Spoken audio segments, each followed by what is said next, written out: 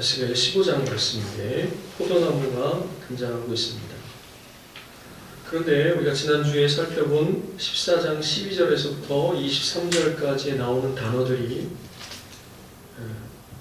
예를 들어서 그 땅을 황폐하게 하시겠다 혹은 그들의 범죄함, 범법함 이런 단어들이 같은 단어들이에요. 그래서 그 내용도 거의 같은 내용을 다른 시각에서 말씀하고 있는 것이라 이렇게 생각해 볼 수가 있습니다.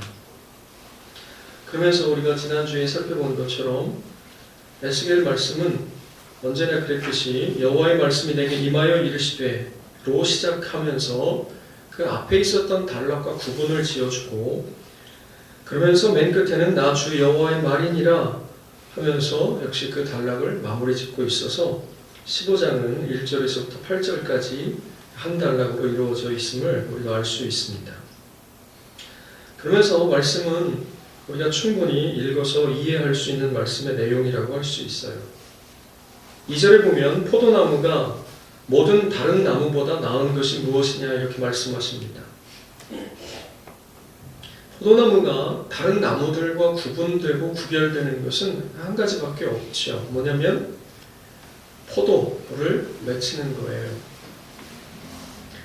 그런데 만약에 그 포도나무가 포도 열매를 맺지 못한다고 하면 포도나무가 무엇에 쓰겠느냐 하고서 말씀하고 있는 것이지요.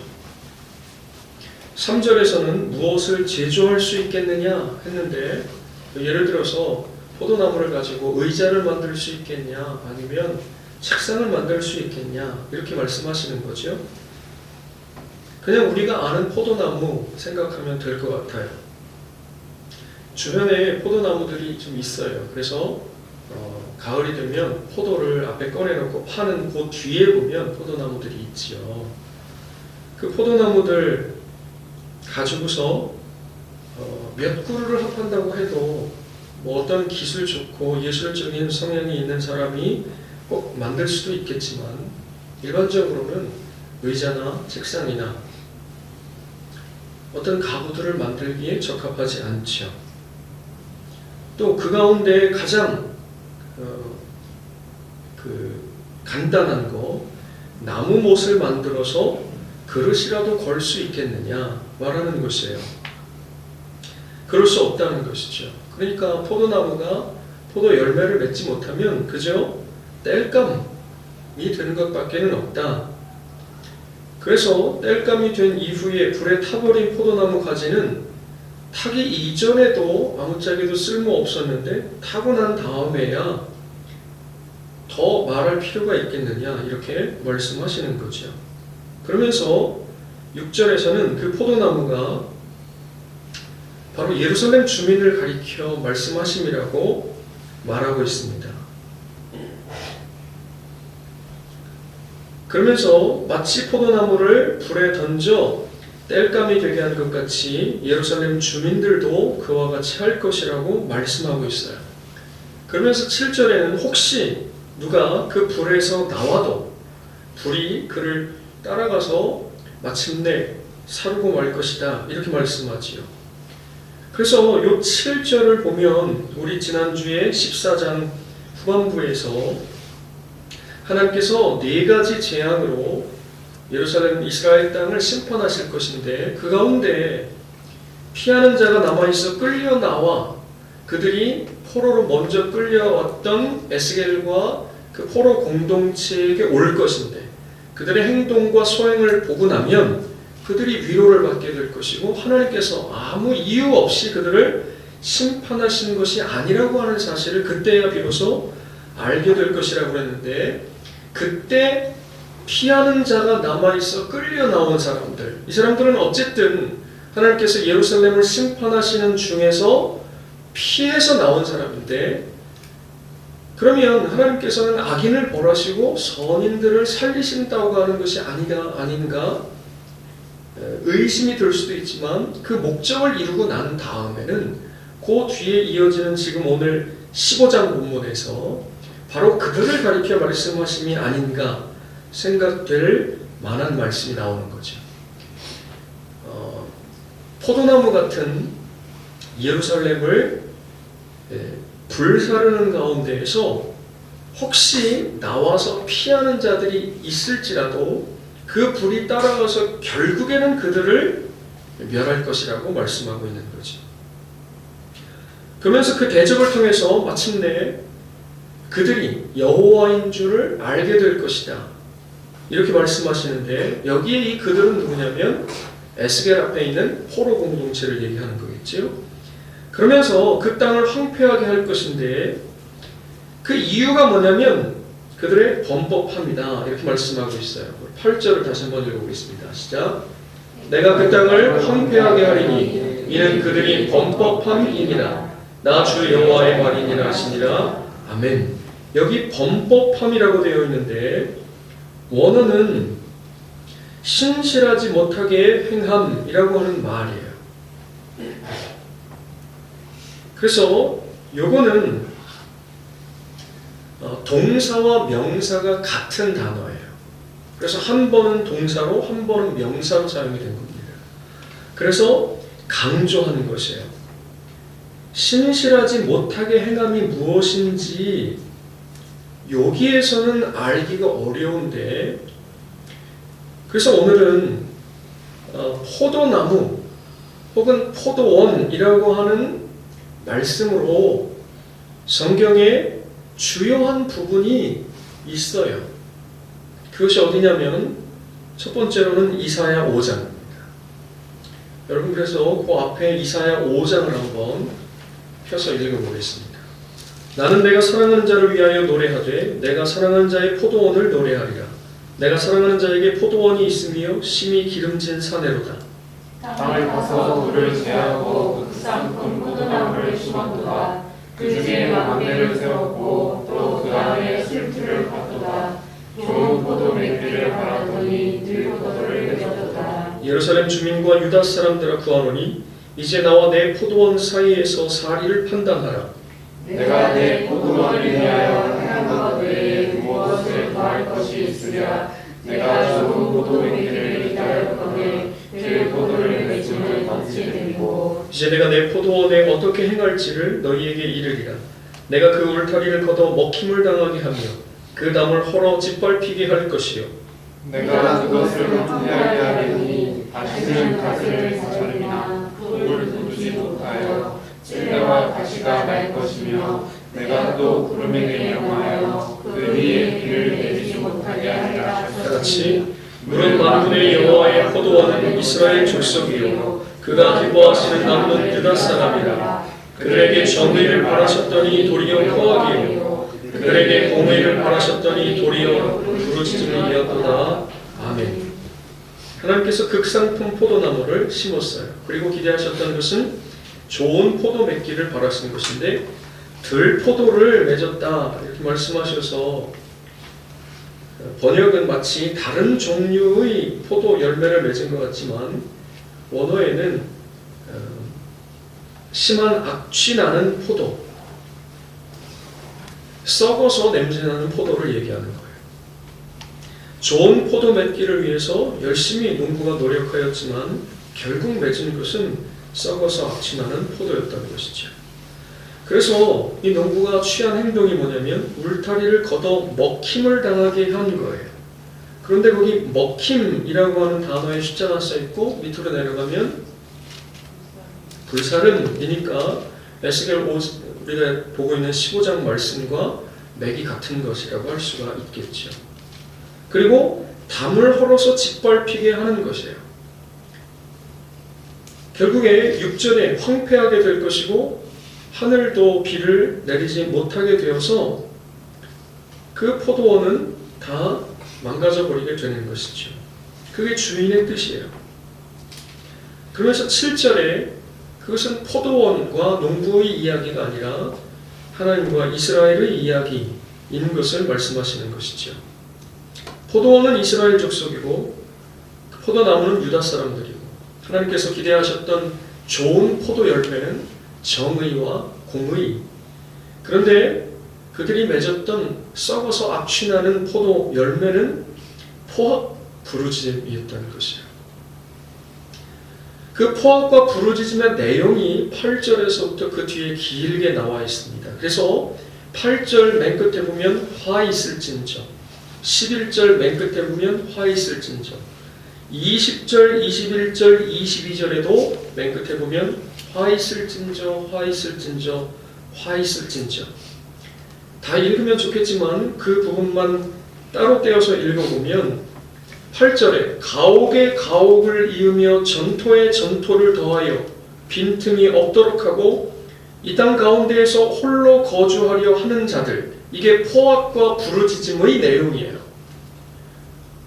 하나님께서는 농부이신 하나님께서는 포도원, 극상품 포도나무를 심고 그리고 좋은 열매를 기대하셨는데 그 좋은 열매는 정의와 공의이고 그러나 썩어서 냄새나는 열매를 맺었는데 그것이 바로 포악이라고 번역이 되어서 좀 와닿지 않는데 뭐라고 바꾸면 좋다고 그랬어요? 폭력. 이 폭력이라고 번역되는 것 원어는 피의 복수형이에요. 피들인 것이죠. 폭력이에요. 그리고 부르짖음이죠. 제가 정의와 공의를 설명할 때 소돔과 고모라를 심판하러 가시는 하나님께서 아브라함을 만나셔요. 그러면서 아브라함에게 이야기하지 않으면 않지 않냐 해가지고 말씀하시기를 뭐라고 말씀하시냐면 그 성에 부르짖음이 있는데 그것이 진짠가 아닌가를 말하자면 진상조사하시러 간다 말씀하셨죠. 그 부르짖음이에요. 그러니까 그 부르짖음이라고 하는 것이 맥락 없는 부르짖음이 아닌 것이지요. 여기에 부르짖는데 포악인데 폭력인데 그 내용이 뭐냐면 8절에 지금 읽은 대로 가옥에 가옥을 잇는 거예요. 집과 집을 잇는 거예요. 전토에 전토를 더하고 빈틈이 없도록 하는 거예요. 이게 무슨 내용이에요? 내 집 하나가 있는 게 아니고 집이 하나 있으면 그 옆집도 하나 더 사는 거죠. 그 옆에 집도 또 사는 거예요. 계속 집을 늘려가는 거죠. 땅도 마찬가지예요. 여기 이만큼 땅을 산 다음에 그 옆에 있는 땅을 또 사는 거예요. 또 사는 겁니다. 그래서 계속 땅을 이어서 소유하는 것을 말씀하고 있는 것이죠. 그러면서 이 땅 가운데서 홀로 거주하려 하는 자들이에요. 다른 사람 필요 없고 나 혼자 집도 다 갖고 땅도 다 갖고 그렇게 살려고 하는 사람을 말씀하고 있는 것이죠. 그러면서 11절에 다 같이 시작. 아침에 일찍이 일어나 독주를 마시며 밤이 깊도록 포도주에 취하는 자들. 그 재산 많으니까 뭐 하는 거예요? 계속 먹고 마시고 먹고 마시되 좋은 술, 값비싼 술 이런 걸 먹고 마시는 거죠. 그런데 그런 일들을 하면서 12절에 그들의 연회에는 수금과 비파와 소고와 피리와 포도주를 갖추었어도 여호와께서 행하시는 일에 관심을 두지 아니하며 그의 손으로 하신 일을 보지 않는 사람들. 뒤에도 나오겠지만 이 말씀들이 연결이 쭉 되어 있어서 성경을 이렇게 읽다 보면 막 떠오르는 구절들이 있는데 먼저 그의 나라와 그의 의를 구하라 하셨는데 이 사람들은 그건 전혀 관심이 없는 사람들인 거죠. 그리고 오직 눈에 보이는 것들을 더 가지려고 욕심부리고 그 과정에서 일어나는 모든 폭력과 그들을 괴롭힘과 그들의 부르짖음이 그 성에 난무하고 있는 것이죠. 20절에 21절, 22절까지 한번 읽어보겠습니다. 시작. 악을 선하다 하며 선을 악하다 하며 흑암으로 광명을 삼으며 광명으로 흑암을 삼으며 쓴 것으로 단 것을 삼으며 단 것으로 쓴 것을 삼는 자들은 화 있을진저 스스로 지혜롭다 하며 스스로 명철하다 하는 자들은 화 있을진저 포도주를 마시기에 용감하며 독주를 잘 빚는 자들은 화 있을진저. 여러분 이 위에 요 20절, 21절이 뭐냐면 돈 있고 권력 있으면 흰 것을 검다 얘기할 수 있고 검은 것을 희다고 말할 수 있는 거죠. 옳은 것을 옳지 않게 만들어버릴 수 있고 옳지 않은 것을 옳게 둔갑시켜버릴 수 있는 거예요. 그러면서 살아가는 사회가 그러면서 살아가는 세상이 바로 우리가 지금 살고 있는 이 세상인 거예요. 그러면서 뭘 얘기하는 거냐면 23절 다 같이 시작. 그들은 뇌물로 말미암아 악인을 의롭다 하고 의인에게서 그 공의를 빼앗는도다. 여러분, 우리 에스겔 이전 설교에서 요 말씀들 나왔었죠, 그죠? 그러니까 유전 무죄가 되는 거고 무전 유죄가 되는 거예요. 사법농단한 판사들 다 무죄 선고받는 거거든요. 그리고 이 내용들이 바로 포악과 부르짖으며, 이게 어디에서 있었던 거냐면 이스라엘 경내에서 있었던 거예요. 하나님의 백성들 사이에서 있었던 거예요. 그러니까 우리 자꾸 지금 이 테두리를 벗어난 얘기를 할 필요가 없어요. 그게 무슨 얘기냐면 교회 밖의 이야기를 하려고 할 필요가 없어요. 교회 밖의 세상은 원래 그런 세상인 거예요. 원래 그런 삶의 원리가 지배하는 세상인 거예요. 그런데 우리 거기 얘기하는 거 아니에요. 우리는 교회 안에, 예수 믿는 사람들 안에 이스라엘 경내에서 벌어지고 있는 이런 일들을 지금 하나님께서 말씀하시는 거예요. 이스라엘 안에 일어나고 있었던 포악과 부르짖음의 내용인 것이죠. 반대로 얘기하면 이건 정의롭지 못한 거고 공의가 아닌 거예요. 오늘 우리가 출애굽기 21장부터 24장까지 읽었는데 마침 딱 출애굽기 23장 앞쪽에 요 말씀들이 나와요. 그래서 한번 읽어보겠습니다. 출애굽기 23장 1절부터 3절 다 같이 시작. 너는 거짓된 풍설을 흩뜨리지 말며 악인과 연합하여 위증하는 증인이 되지 말며 다수를 따라 악을 행하지 말며 송사의 다수를 따라 부당한 증언을 하지 말며 가난한 자의 송사라고 해서 편벽되이 두둔하지 말지니라. 여기 편벽되이라고 하는 것은 한쪽으로 치우쳐 공평하지 못한 걸 얘기하는 거예요. 가난한 자고 해서 가난한 자라고 해서 무조건 가난한 자의 편을 들지 말라는 것이죠. 이어서 6절에서부터 8절까지 시작. 너는 가난한 자의 송사라고 정의를 굳게 하지 말며 거짓 일을 멀리하며 무죄한 자와 의로운 자를 죽이지 말라. 나는 악인을 의롭다 하지 아니하겠노라. 너는 뇌물을 받지 말라. 뇌물은 밝은 자의 눈을 어둡게 하고 의로운 자의 말을 굳게 하느니라. 아멘. 이 말씀이 그대로 이스라엘 백성들이 받았는데 행하지 않았어요. 창세기 1장에서 우리가 살펴본 선이라고 하는 것은 무엇이냐면 하나님 말씀이 그대로 되는 것이라고 했어요. 그리고 제가 며칠 전에 교회 카페에다가 그 글을 올렸습니다. 하나님께서 이렇게 말씀하셨는데 우리가 읽고 있는 에스겔, 이사야의 본문에 등장하는 그 이스라엘 백성들은 그렇지 않았어요. 하나님 말씀이 그대로 되지 않았습니다. 그래서 그들이 악한 거예요. 결국 그들이 이사야 5장에 우리가 읽지 않은 말씀들에 보면 하나님께서 허다한 가옥, 그 가옥에 가옥을 붙여놓고 전토에 전토를 이어서 계속 자기의 재산을 불려나갈 그 가옥들에 대해서 황폐할 것이고 그것이 크고 아름다울지라도 거주할 자가 없게 될 것이라고 말씀하고 있고 그 뒤에 이어서 에스겔에 계속 등장하고 있는 가뭄과 기근이 그들에게 임하게 될 것을 말씀하고 있어요. 그러면서 이 이사야 5장과 에스겔 15장 그리고 그 앞에 14장이 연결되어 있다고 하는 것이 25절에 보면 맨 끝에 그의 손이 여전히 펼쳐져 있느니라 이렇게 말씀하셔요. 에스겔 14장 13절에 내가 손을 그 위에 펴서 라고 말씀하고 있어요. 그러니까 하나님의 손을 펴는 것은 좋은 뜻이 아니고 하나님의 심판을 나타내는 용어인 것이죠.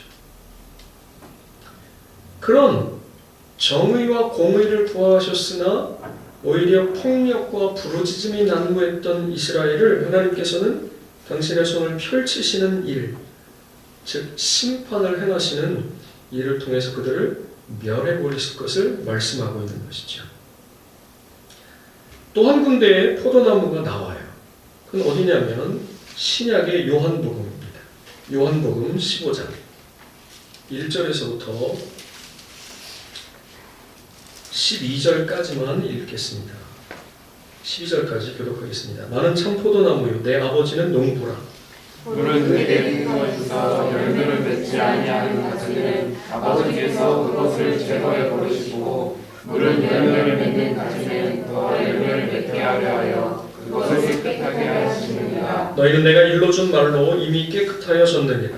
내 안에 거하라 나도 너희 안에 거하라. 가지가 포도나무에 붙어있지 아니하면 스스로 열매를 맺을 수 없음 같이 너희도 내 안에 있지 아니하면 그러하리라. 나는 포도나무요 너희는 가지라. 그가 내 안에 내가 그 안에 거하면 사람이 열매를 많이 맺나니 나를 떠나서는 너희가 아무것도 할 수 없습니다. 사람이 내 안에 거하지 아니하면 가지처럼 밖에 버려져 마련하니 사람들이 그것을 모아다가 불에 던져 사르느니라. 너희가 내 안에 거하고 내 말이 너희 안에 거하면 무엇이든지 원하는 대로 구하라. 그리하면 이루리라. 너희가 열매를 많이 맺으면 내 아버지께서 영광을 받으실 것이요 너희는 내 제자가 되리라. 아버지께서 나를 사랑하신 것 같이 나도 너희를 사랑하였으니 나의 사랑 안에 거하라. 내가 아버지의 계명을 지켜 내 사랑 안에 거하는 것 같이 너희도 내 계명을 지키면 내 사랑 안에 거하리라. 내가 이것을 너희에게 이름은 내 기쁨이 너희 안에 있어 너희 기쁨을 충만하게 하려 함이라. 내 계명은 곧 내가 너희를 사랑한 것 같이 너희도 서로 사랑하라 하는 것이니라. 아멘. 2절에 보면 물은 내게 붙어있어 열매를 맺지 아니하는 가지는 아버지께서 그것을 제거해 버리시고 말씀하고 있어요. 그러면서 우리가 읽은 12절까지 계속 예수님께서 뭐라고 말씀하시냐면 4절 처음 시작하는 부분부터 내 안에 거하라 말씀하고 있어요. 5절에 그가 내 안에 내가 그 안에 거하면 6절에 내 안에 거하지 아니하면 밖에 버려져 마르나니 사람들이 그것을 모아다가 불에 던져 사르느니라 말씀하시면서 이 6절은 아주 정확하게 에스겔 15장의 말씀을 또 이사야 5장의 말씀을 주님께서 염두에 두고 그 말씀을 재해석하고 계시는구나 하고 생각할 수가 있는 것이죠. 그러면서 내 안에 거하라 하시는 말씀이 9절에 가면 나의 사랑 안에 거하라 하시는 말씀으로 바뀌어지고 10절에 내가 아버지의 계명을 지켜 아버지의 사랑 안에 거하는 것처럼 너희도 내 계명을 지키면 내 사랑 안에 거하리라 하시면서 주님의 계명을 지키는 것이 주의 안에 거하는 것임을 말씀하고 계시죠.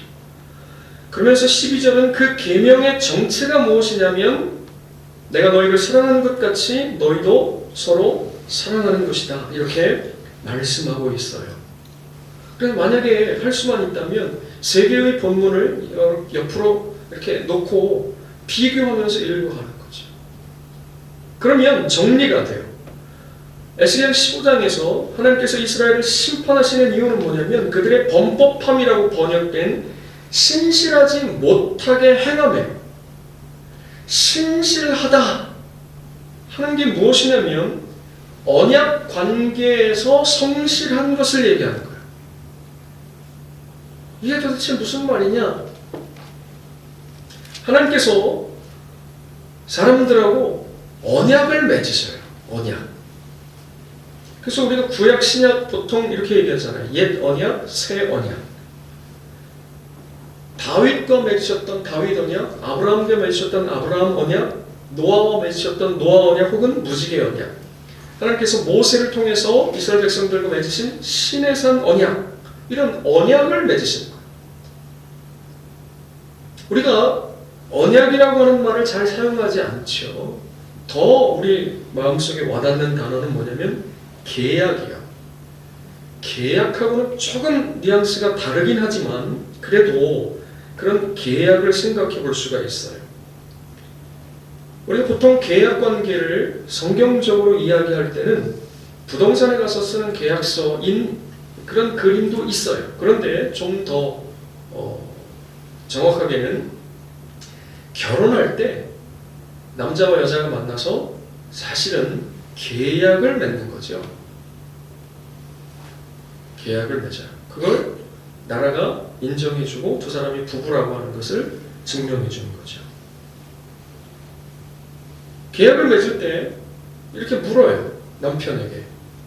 비가 오나 눈이 오나 바람이 부나 검은 머리가 파뿌리가 될 때까지 그 옆에 있는 여자를 아내로 맞아서 일평생 어쩌고 사랑하겠느냐 이렇게 묻는단 말이에요. 똑같은 질문을 아내에게도 하는 거죠.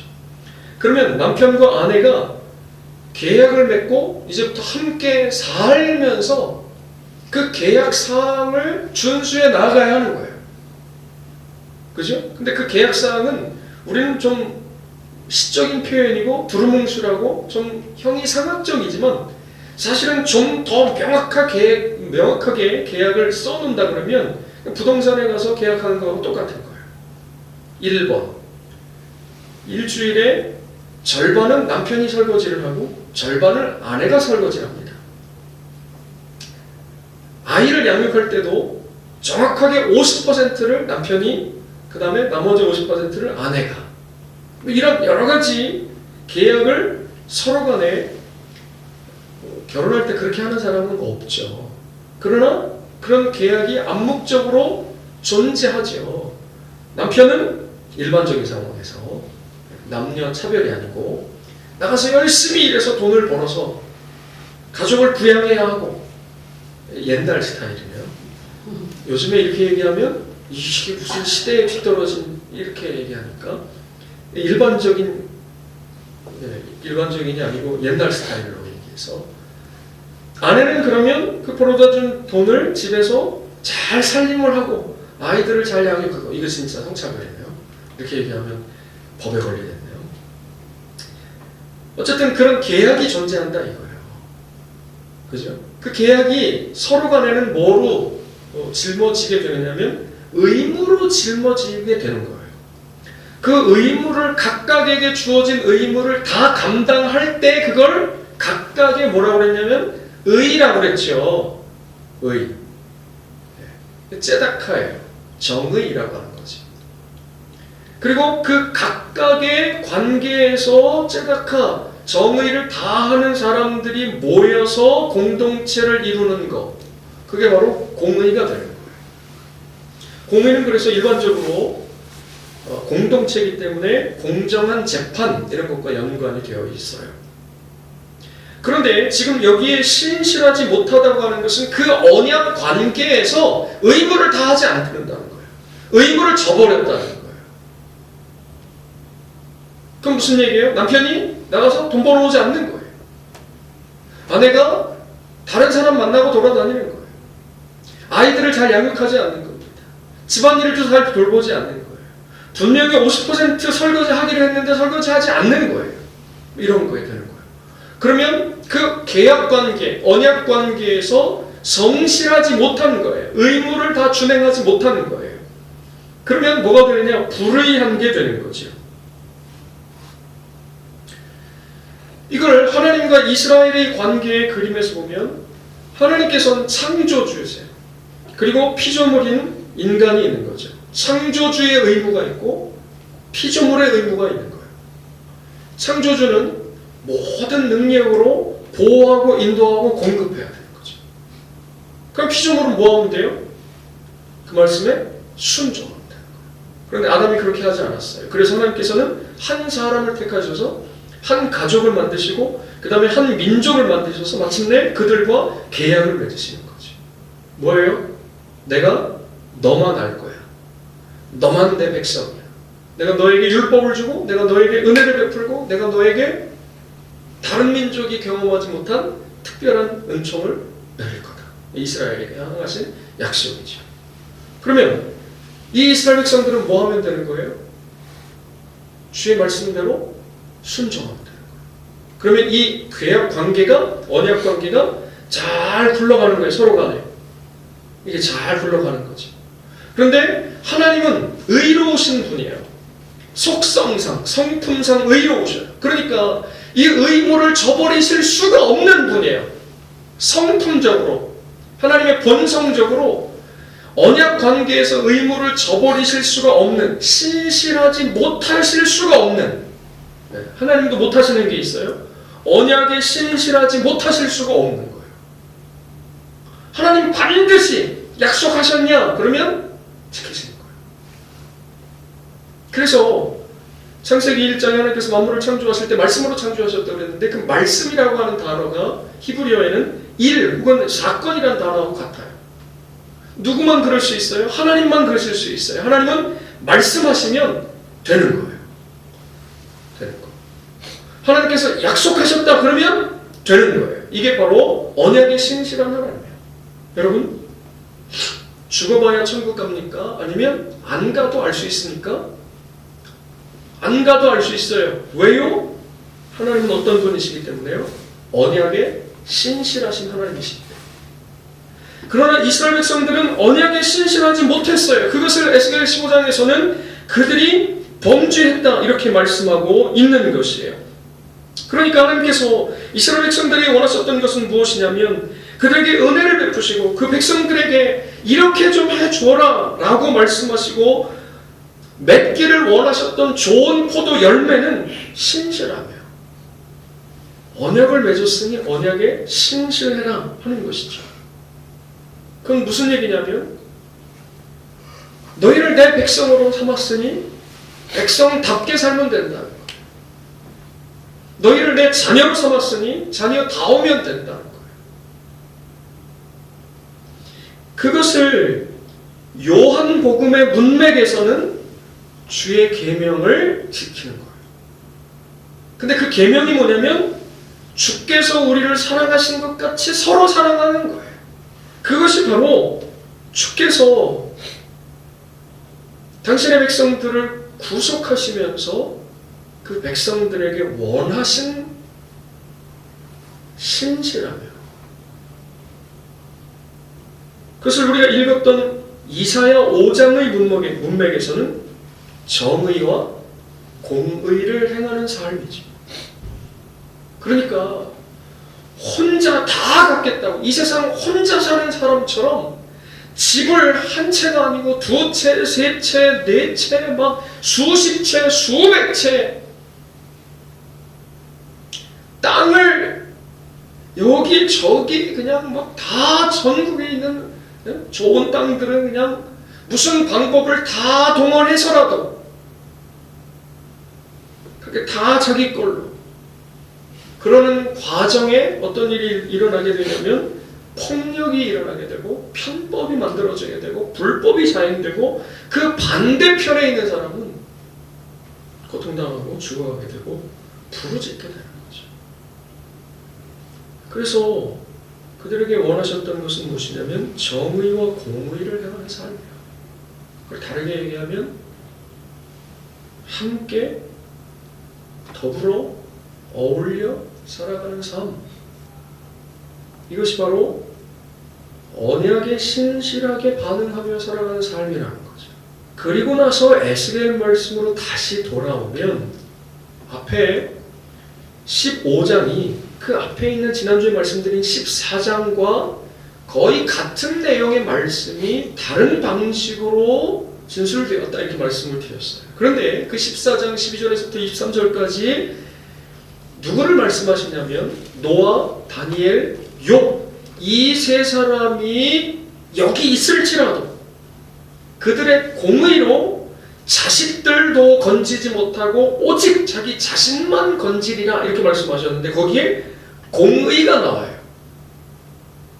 그러니까 15장 8절에서 범법함, 언약이 신실하지 못함이라고 말한 것의 반대편엔 뭐가 있는 거냐면 14장 21절에서 12절에서부터 23절까지의 공의가 있는 것이고 그것은 지금 말씀드린 대로 이사야 5장과 요한복음 15장에서 말씀하시는 대로 말씀을 따라 행하는 삶인데 그것은 이웃을 사랑하는 것.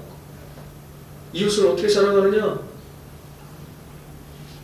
여러분 이웃을 어떻게 사랑하냐면 집 막 사대고 그거 가지고서 11조 해가지고 가난한 사람들에게 적선하는 거 구제헌금하는 거 이 방식이 두 번째예요. 두 번째. 네.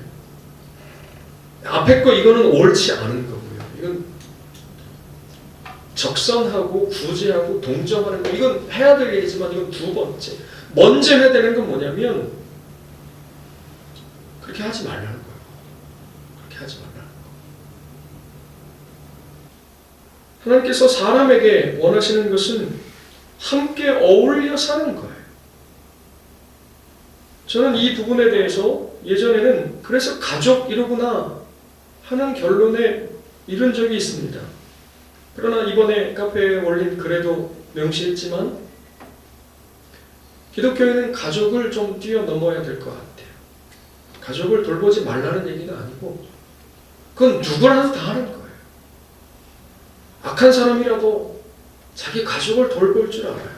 그것조차 안 하는 사람은 그건 뭐 수에 칠 가치도 없는 거고, 믿지 않는 사람도 다 자기 자식은 귀한 줄 알고 그 자기 자식 어떻게 될세라 애지중지 그렇게 키워요. 예수 믿는 사람들이 그 가족의 바운더리 안에 갇혀 있으면 안 되는 것 같아요. 이제 한 단계 더 넘어서서 공동체를 좀 바라봐야 될 것 같아요. 공동체, 함께 어울려서 잘 살 수 있는 공동체를 만들어가는 것. 그것이 바로 주께서 이스라엘 백성들에게 원하셨던 정의와 공의의 삶인 것이에요. 그것이 바로 주님께서 내 계명을 지키라 말씀하셨던 그 계명인 거예요. 서로 사랑하라고 하시는 바로 그거인 것이지요. 이스라엘 백성들은 그러지 못했어요. 그러지 못한 이유가 뭐냐면 세상의 물결이 이스라엘 안으로 침투해 들어온 거예요. 그러니 우리 성탄절에 말씀을 나눴던 것처럼 그들은 부유하게 되는 것, 이런 거는 관심이 없는 사람들이어야 돼요. 이스라엘 백성들. 왜요? 하나님께서 가나안 땅에 들어가게 하실 때 이미 그 땅을 다 그 지파대로 가족대로 다 나눠서 주셨어요. 마치 광야에서 하늘에서 만나가 내린 것처럼 가나안 땅을 다 나눠가지고 아무것도 한 거 없는데 그들 430년 동안 노예 생활한 것밖에 없어요. 그리고 광야를 지나고 반역하고 불순종한 것밖에 없는 거죠. 그런 사람들에게 하나님께서 전적인 하나님의 은혜로 가나안 땅을 다 분배해 주셨어요. 그리고 와서 말씀하시는 요구가 뭐냐면 부유해지려고 하는 것. 이런 거는 이스라엘 백성들의 그 백성들의 정체성과 전혀 어울리지 않는 것이라는 거예요. 그러니까 6일을 일하고서 7번째 날을 쉬는 거예요. 여러분, 오늘 우리는 그걸 너무 당연하게 받아들이고 있지만 농경사회라고 생각을 해보세요. 농경사회.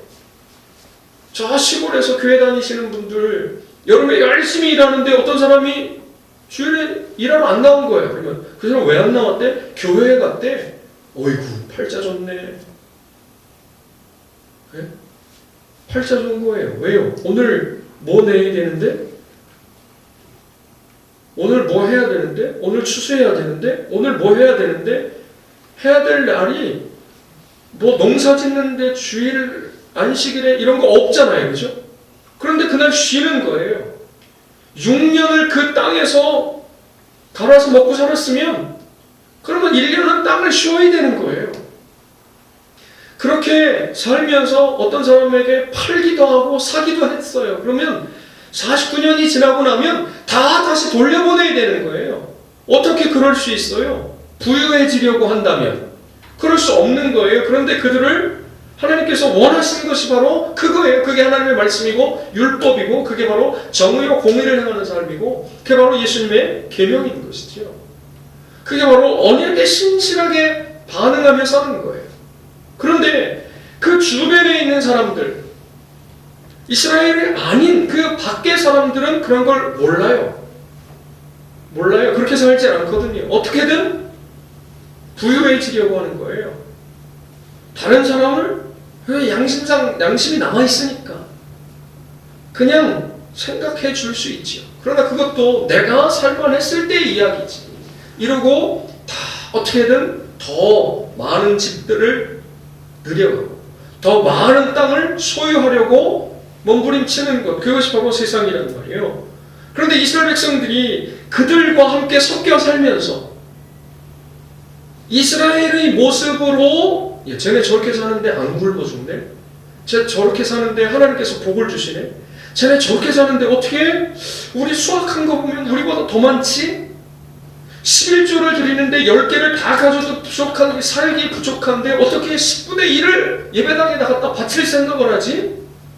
정신이 어떻게 된 거 아니야? 그 10분의 1이면 우리가 외식을 더 할 수 있고 우리 아이한테 더 좋은 교육 환경을 제공할 수 있고 우리가 좀 더 나은 삶의 수준을 살아갈 수 있고 우리가 좀 더 좋은 집에 살 수 있고 우리가 좀 더 좋은 차를 탈 수 있고 그런데 그걸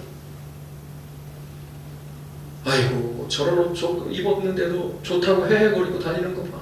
저런 차 타고서도 그렇게 애들이 그런 학교 다니는데도 그렇게 좋으냐 뭐 이런. 그런데 사는 게 다른 거예요. 그게 뭐예요? 그게 선한 행실이에요. 그게 착한 행실이에요. 그걸로 빛 비추는 거죠. 여러분 그래서 이 말씀을 읽다 보면 소금이 만일 맛을 잃으면 이라고 하는 말씀이 자연스럽게 떠오르지 않으세요? 포도나무가 열매를 맺지 않으면 소금이 그 맛을 잃으면 그러니까 그런 말씀들이 바로 우리에게 그 선한 행실을 통해서 세상에 빛을 비춰야 되는데 거꾸로 된 거죠. 세상의 삶의 방식이 이스라엘을 집어삼켜버린 거예요. 이스라엘 내에서도 계급이 생겨져 버리는 거예요. 이스라엘 내에서도 빈부격차가 생기는 거예요. 여러분 살면서 그건 어쩔 수 없이 일어나는 일인 거지만 그게 오히려 삶을 지탱하는 그 사회를 지탱하는 그런 수단이 되었었는데 왜요? 더 가진 사람이 덜 가진 사람들을 붙들어 줬거든요. 힘센 사람이 힘 연약한 사람의 능력이 되어줬었거든요. 그런데 이게 뒤집어지니까 어떻게 되느냐면 그것 때문에 사회가 살기가 어려운 폭력과 부르짖음이 난무한 이스라엘이 되어버린 거예요. 거꾸로 되어버린 거죠. 그걸 흔히 뭐라고 얘기하냐면 세속화라고 얘기하는 거죠. 그런데 하나님께서 세상은 그런 거야. 그러나 너희는 그러면 안 되는 거야. 이게 바로 이스라엘을 택하실 때 맺으셨던 하나님과 이스라엘 간의 계약인 거죠. 그런데 이스라엘 백성들은 그 계약에 신실하지 못했다는 거예요. 오늘 교회에게 원하시는 성도들에게 바라시는 삶은 세상 사람들과 똑같은 삶의 원리를 따라서 살아가는 것이야. 어떻게 보면 어리석고 어떻게 보면 멍청하고 어떻게 보면 그건 뭐 아무것도 아닌 거죠. 그런데 바로 주께서 원하시는 것은 그거 언약의 신실한 삶. 그것이 이사야 문맥에서는 공의와 정의를 행하는 삶, 요한복음 문맥에서는 이웃을 사랑하는 하라는 주의 계명을 따라 사는 삶이야. 그러면 열매가 저절로 맺어진다는 거야. 저절로. 그렇지 않으면 하나님께서 그 나무를 불태워버리신다는 거죠. 이 말씀이 여전히 하나님의 말씀인 줄 믿습니다. 그리고 오늘 우리가 이 이스라엘 백성들을 대신하는 영적 이스라엘이 되었습니다. 그래서 교회가 성도가 그런 삶을 삶으로 하나님께 기쁨이 되고 하나님께 영광이 되는 저와 여러분들 교회가 될 수 있도록 주의 이름으로 축원드립니다. 기도하겠습니다.